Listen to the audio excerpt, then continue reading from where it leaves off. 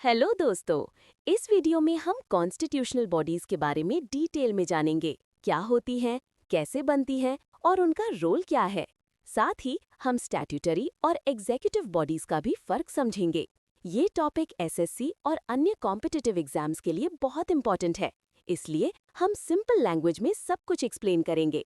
तो चलिए शुरू करते हैं और समझते हैं भारत के गवर्नेंस के ये की पिलर्स। कॉन्स्टिट्यूशनल बॉडीज क्या होती हैं? पॉलिटी में मेनली 3 टाइप्स की बॉडीज होती हैं: कॉन्स्टिट्यूशनल, स्टैट्यूटरी और एग्जीक्यूटिव या नॉन स्टैट्यूटरी या extra constitutional bodies. Constitutional bodies वो हैं जिनका कॉन्स्टिट्यूशन में कोई ना कोई आर्टिकल मेंशन्ड है, जैसे finance commission, election commission, attorney general, controller and auditor general. ये सब कॉन्स्टिट्यूशनल बॉडीज हैं क्योंकि इनके बारे में कॉन्स्टिट्यूशन में जिक्र है। स्टैट्यूटरी बॉडीज वो हैं जो कॉन्स्टिट्यूशन में मेंशन्ड नहीं है। इन्हें लॉ के द्वारा बनाया गया है, यानी पार्लियामेंट में कोई बिल इंट्रोड्यूस किया गया होगा और फिर वो एक्ट बना होगा, जैसे NHRC, national human rights commission. NHRC एक एक्ट के थ्रू बनी है, protection of human rights act of 1993। National commission for women भी एक act, national commission for women act of 1990 से बनी है।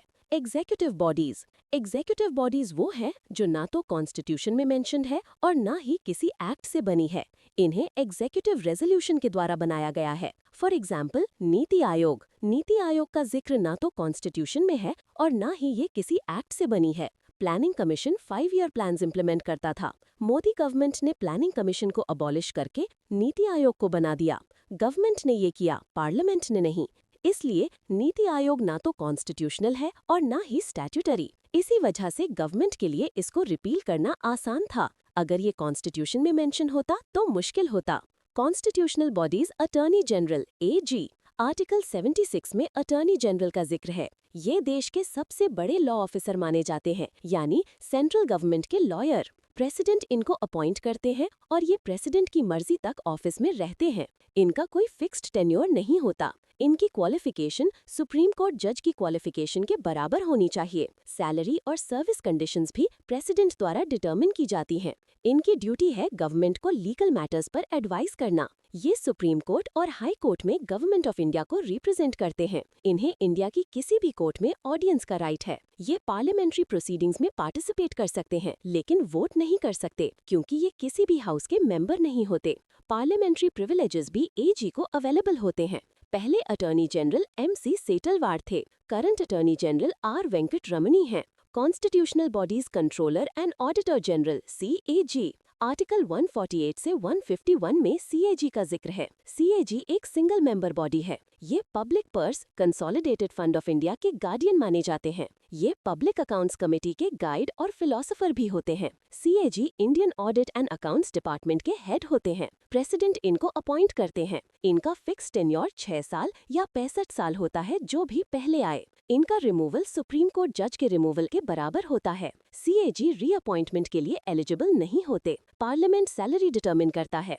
आर्टिकल 149 में CAG की ड्यूटीज और पावर्स मेंशन्ड है। आर्टिकल 150 में यूनियन और स्टेट के अकाउंट्स कैसे मेंटेन करने हैं ये जिक्र है। आर्टिकल 151 में CAG अपनी ऑडिट रिपोर्ट प्रेसिडेंट को देते हैं अगर वो सेंट्रल गवर्नमेंट से रिलेटेड है, और गवर्नर को देते हैं अगर स्टेट गवर्नमेंट से रिलेटेड है। प्रेसिडेंट इस रिपोर्ट को पार्लियामेंट में टेबल करते हैं। पहले CAG V नरहरि राव थे और करंट CAG का नाम आपको कमेंट में बताना है।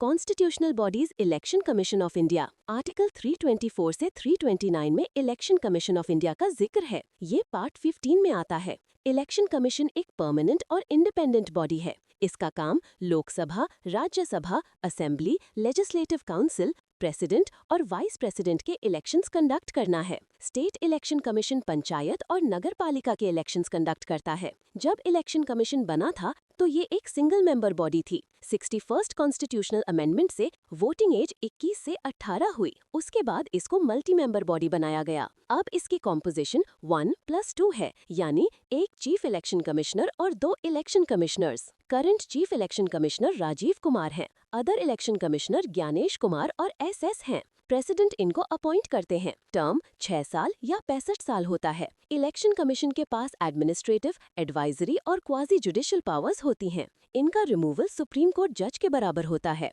आर्टिकल 324 में इलेक्शंस के सुपरिंटेंडेंट्स, डायरेक्शन और कंट्रोल का जिक्र है। आर्टिकल 325 में रिलीजन, रेस, सेक्स और प्लेस ऑफ बर्थ के ग्राउंड्स पर किसी को इलेक्टोरल रोल से एक्सक्लूड नहीं किया जा सकता। आर्टिकल 326 में लोकसभा और लेजिस्लेटिव असेंबली के इलेक्शंस का जिक्र है। आर्टिकल 329 में कोर्ट्स के इंटरफेरेंस पर रोक है इलेक्टोरल मैटर्स में। पहले chief election commissioner Sukumar Sen थे। Constitutional bodies finance commission of India. Article 280 में फाइनेंस कमीशन ऑफ इंडिया का जिक्र है। ये भी क्वाजी जुडिशियल बॉडी है और प्रेसिडेंट इसको कॉन्स्टिट्यूट करते हैं। इसकी कॉम्पोजिशन 1+4 है, यानी एक चेयरमैन और 4 मेंबर्स। ये रीअपॉइंटमेंट के लिए एलिजिबल होते हैं। पार्लियामेंट इनकी क्वालिफिकेशन डिटर्मिन करती है।